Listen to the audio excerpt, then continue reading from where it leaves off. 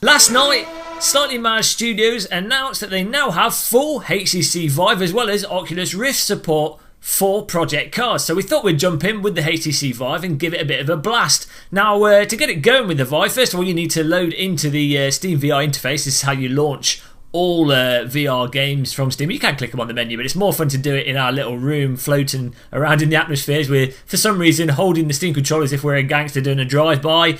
I don't know what that's about, but it worked, and we loaded into the game. And initially, as you load the game up, you see it on a screen in front of you in your Steam environment, which is actually quite cool. I mean, you could have your Steam environment, it could be like a car showroom if you wanted.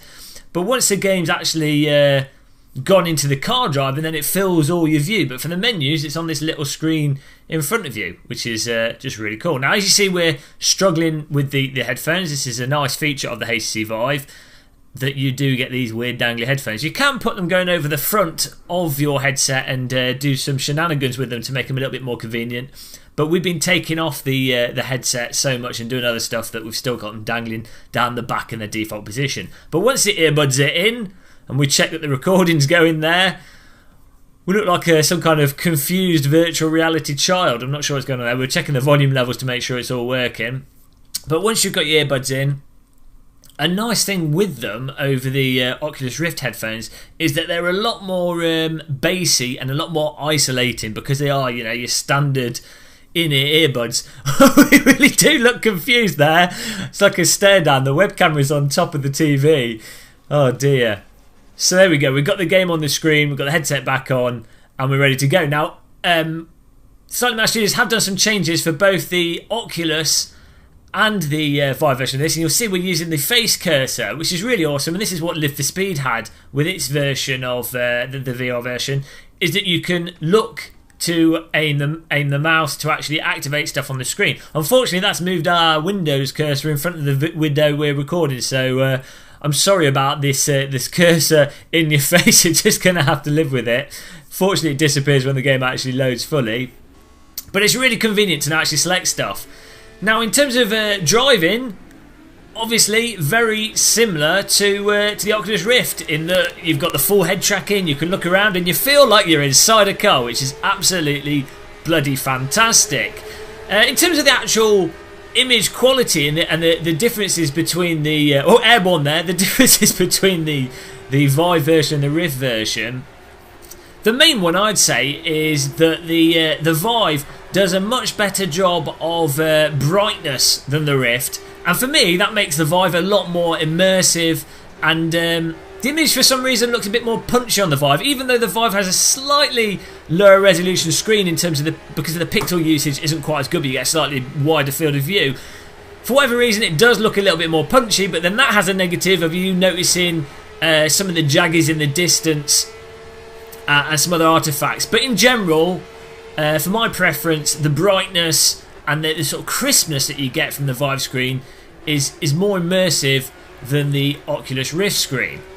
Now, we are running 2 times AA to smooth things out a little bit, and I think we could fiddle with the depth of field effects. We've not done that yet, but in this update for both the Oculus and the Vive version of the VR supporting project cars, you can fiddle with depth of field and some of the post-motion effects, which you couldn't fiddle with previously or didn't work properly, and they now work properly in VR. And I definitely think putting a bit of blur on in the distance might fix some of the jaggies we get on really thin objects like lampposts and some of the Armco. So it'd be nice to fiddle with that and see if we can optimise it a bit. But it's absolutely glorious.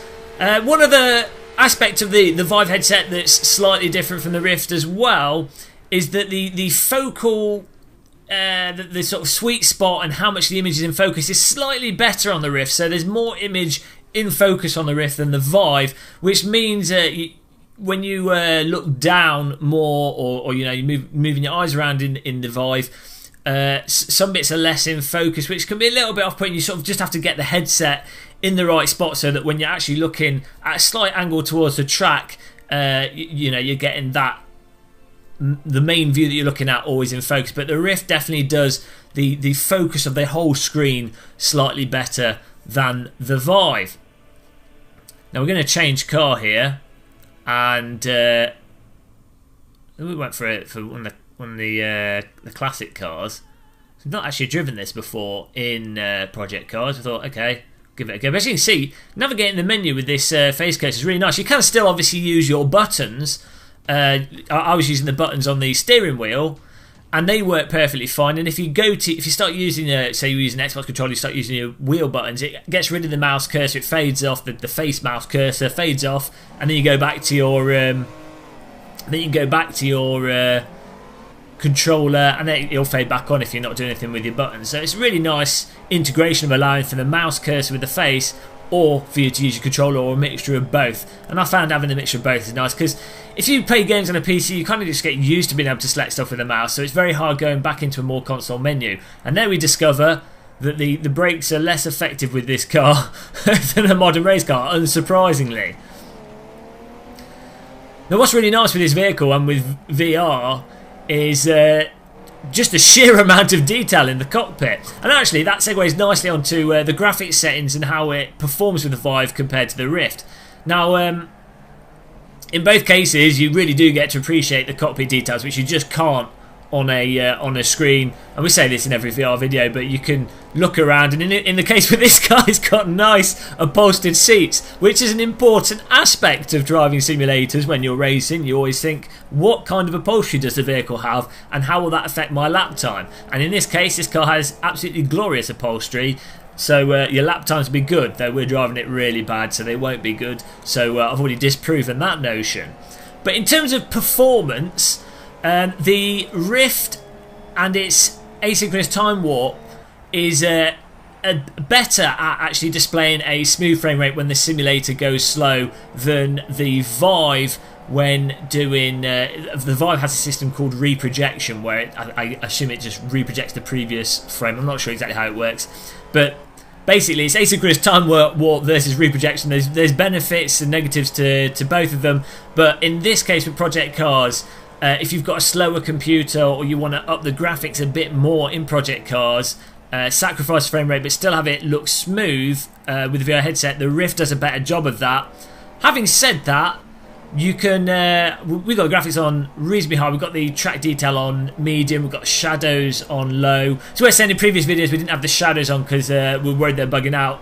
They actually work fine on both the Oculus Rift and the Vive, and the shadows actually add a lot to the immersion because you've got stuff darting around the cockpit and the tracks just look a lot more dynamic. But with the Vive, you have to run things slightly lower quality, as we missed that because of the brakes again. You have to run things slightly lower quality than the Rift in terms of actual on the game side of things to get it to run smooth, or you just need a faster computer.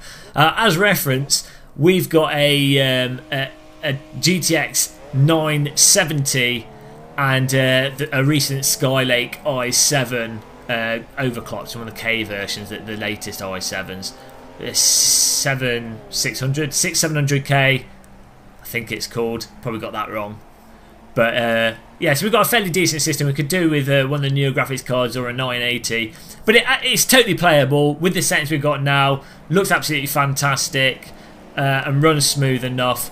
But as I say, it's worth noting you could probably have it visually on the game side look slightly better in the Rift in terms of track details and effects, and maybe a little bit more AA on the Rift than you can on the Vive with a slower system. Having said that, the brightness of the Vive and the punchy clarity of the centre of the image, to me, makes the Vive feel a lot more immersive, and I feel a lot more like I'm actually in the game than the Rift. But both absolutely an incredible way to play Project Cars. Now of course I think it still is early days for VR in terms of, we'll always bring this up, in terms of the overall resolution.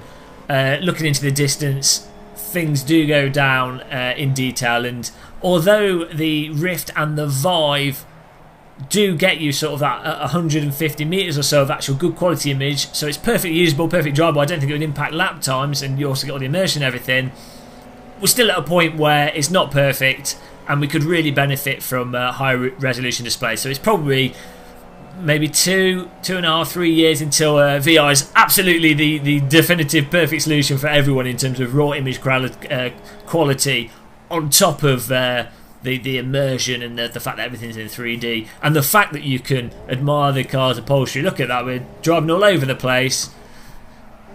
Strangely, this vehicle actually has loads of bags of grip. I guess it's not. We're not going that fast. We're only going at 90 or so miles an hour, tootling along. It's the kind of vehicle you put your sandwich in the back, go to the beach,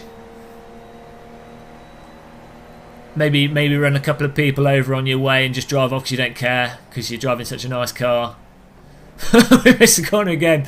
Sorry about the driving, guys. This is absolutely terrible. But this is mostly just a test of, you know, a sort of media visual test of what it's like with the Vive compared to the Rift, and just making sure that it all works. And it does all work. And if you've got a Vive, I think you'll be really happy now with project cars and getting it going. Now, if you do, if you want to pick up project cars, you can pick it up. The cheapest place to get it at the moment is the Humble Store, I think, where it's about £20. They've just brought out the Game of the Year version, which has DLC. But to be honest, unless you're really into some of the vehicles, or I think there's a couple of tracks which come with that. Unless you're really into it, then you just get the basic version. So all in all, Project Cars works absolutely fine, if not fantastically, with the Vive now, and of course the Rift. So really good job by Slightly Mad Studios. Hopefully the other sim developers are looking at this and they're thinking, oh yes, we definitely need to support both the Oculus Rift and the HTC Vive. iRacing, Kunos, and Sector 3 with Race Room. Please do support for both headsets. It's really important because not everyone has both headsets, and personally I definitely prefer VR with the Vive. The brightness to me immerses me a lot more, as I say, so I really want Vive supporting those other simulators. But I hope you enjoyed this video, and if you did, don't forget to subscribe and like and share it with friends, and we'll see you in the next video that we do. Goodbye.